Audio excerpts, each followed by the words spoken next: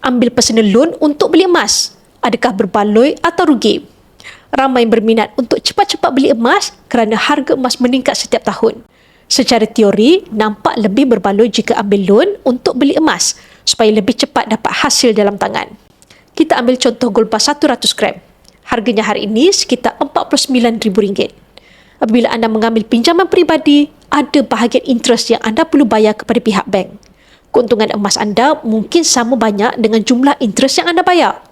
Bermakna walaupun bertahun-tahun anda simpan emas, anda hanya dapat emas tanpa keuntungan simpanan sehingga anda selesai membayar hutang. Ini belum dikira kemampuan anda untuk membayar hutang tersebut pada masa hadapan. Ada kemungkinan nama anda juga boleh disenarai hitam kerana ada tunggakan bayaran. Jika anda mampu untuk membayar installmen bulanan pinjaman peribadi tersebut, sudah pasti anda juga ada kemampuan untuk menabung setiap bulan. Dengan akaun Gap, anda boleh menabung mengikut bajet anda serta RM100 dan gram emas semuanya milik anda.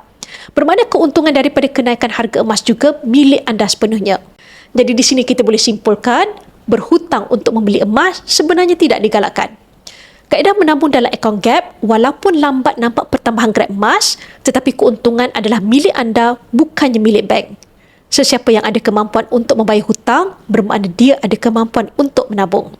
Bagi yang berminat untuk memulakan simpanan emas, anda boleh rujuk pin video saya untuk 5 langkah daftar akaun Public Gold dan saya akan bimbing anda dalam cara dan langkah-langkah simpanan emas yang terbaik untuk anda.